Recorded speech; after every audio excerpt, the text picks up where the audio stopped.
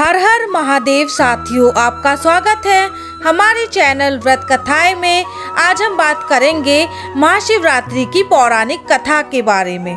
साथियों, अगर आप हमारे चैनल पर नए हैं तो इसी प्रकार की सच्ची कथाओं के बारे में जानकारी के लिए हमारे चैनल को सब्सक्राइब कर लें और बेल आइकन नोटिफिकेशन ऑन कर लें, जिससे हमारी आने वाली सभी वीडियो आप तक सबसे पहले पहुंचे।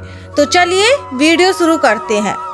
परमपिता ब्रह्मा के मानस पुत्र दक्ष जब प्रजापतियों के राजा बने तो उन्होंने एक विशाल यज्ञ का आयोजन किया। इस यज्ञ में सम्मिलित होने के लिए तीनों लोकों के अतिथियों को न्योता भेजा गया, सिर्फ भगवान भोले शंकर को छोड़कर।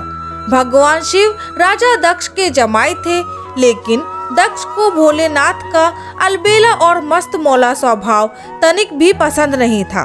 जब भोलेनाथ की पत्नी दक्ष की पुत्री सती को पता चला कि उनके पिता ने यज्ञ का आयोजन किया है, तो उन्होंने भी वहां जाने की इच्छा जताई, लेकिन भोलेनाथ बिना आमंत्रण के यज्ञ में जाने को तैयार नहीं हुए।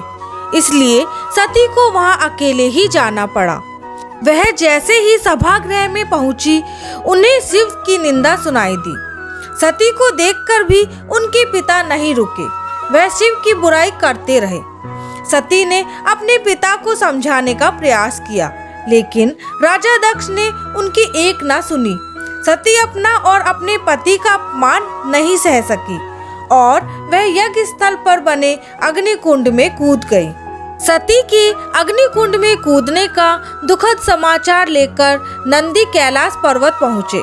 भगवान शिव सती को बचाने के लिए यज्ञ स्थल पर गए, लेकिन तब तक सब कुछ खत्म हो चुका था। कैलाशपति ने क्रोधित होकर सती का शरीर उठा लिया और तांडव करने लगे। जिस दिन भगवान शिव ने तांडव किया था वह फागुन महीने के कृष्ण पक्ष की 14वीं तिथि थी। महापुराण के अनुसार वही खास तिथि महाशिवरात्रि हुई। शिवरात्रि का अर्थ शिव की रात। शास्त्र के अनुसार हर सोमवार का दिन शिव की पूजा के लिए उपयुक्त है। महाशिवरात्रि के दिन देश के 12 ज्योतिर्लिंगों में शिव भक्तों का जमावड़ा लगता है।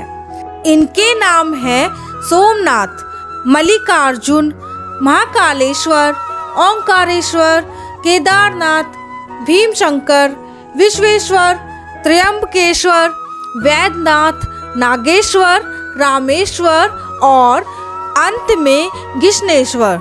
ये 12 ज्योतिर्लिंगों के नाम हैं। दुनिया के सभी शिवालयों में इस दिन अंधकार और अज्ञानता को दूर करने का संकल्प लिया जाता है। दिन भर उपवास रखकर शिवलिंग को दूध, दही, घी, शहद और गंगा जल से स्नान कराया जाता है। शिव पुराण के अनुसार इस रात शिव और पार्वती का विवाह हुआ था। एक और मान्यता है कि इस दिन ब्रह्मांड की रचना हुई थी। सती के शौक में भगवान शिव गहन समाधि में चले गए, ध्यानमग्न हो गए। उनके ध्यान को कोई तोड़ नहीं सका। भगवान विष्णु और ब्रह्मा भी सारे जतन करके हार गए।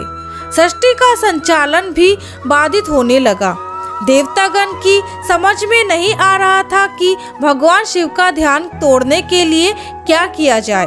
दूसरी तरफ हिमालय की बेटी के रूप में सती का पुनर्जन्म हुआ। उनका नाम पार्वती रखा गया। पार्वती शिव को पाने के लिए कठिन तपस्या करती है।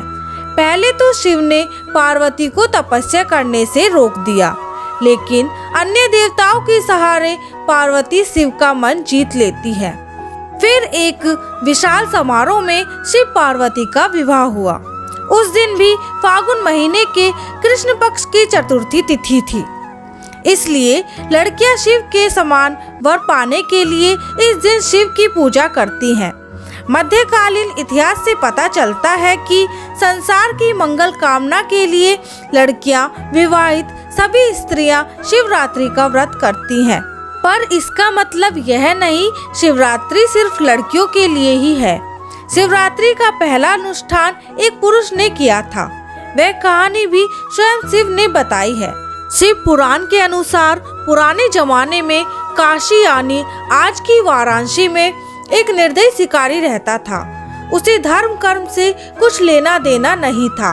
उसका रोज का काम ही पशु हत्या था। एक दिन वह शिकार करने के लिए जंगल गया और रास्ता भटक गया। शाम घिर गई। जंगल के जीव जंतुओं के डर से वह एक पेड़ पर चढ़ गया। उसे दिन भर कुछ खाने को नहीं मिला था। वह डाली पर बैठे बैठे पत्ते तोड़कर नीचे फेंकने लगा। वह बेल का पेड़ था। पेड़ के नीचे एक शिवलिंग था। शिकारी को इस बारे में कुछ नहीं पता था।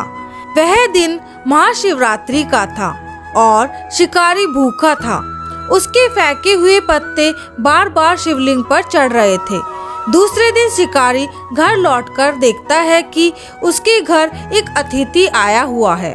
वह शिकारी स्वयं न खाकर अपने हिस्से का भोजन अतिथि को दे देता है। इस तरह मंत्र उच्चारण न जानते हुए भी उस शिकारी ने सही तरीके से शिवरात्रि का व्रत का पालन किया। बाद में जब शिकारी की मृत्यु हुई तब शिवदूत और यमदूत के बीच विवाद हो गया। शिवदूत उसे अपने साथ ले जाना चाहते थे तो यमदूत अपने साथ, कोई छोड़ने को तैयार नहीं था। अंत में विवाद निपटाने यमराज पहुँचे। शिवदूत ने जब कारण बताया तो यमराज ने उनकी बात मान ली। कहा जाता है कि अगर कोई विधि विधान से शिव चतुर्थी यानी शिवरात्रि का पालन करता है तो उसे यमलोक नहीं जाना पड़ता, उसे स्वर्गवास या मोक्ष मिलता है। इसलिए हजारों वर्षों से शिवरात्रि मनाए जाने की परंपरा चली आ रही है। बोलो हर हर महादेव। तो साथियों, आशा करती हूँ कि आपको हमारी वीडियो पसंद आई होगी। इसी तरह की वीडियो देखने के लिए और हमारे साथ जुड़ने के लिए हमारे चैनल को सब्सक्राइब करना ना भूलें और हमारी वीडियो को लाइक करें और ज़्यादा से ज़्यादा शेयर करें। मिलते हैं अगली वीडियो में। धन्यवाद।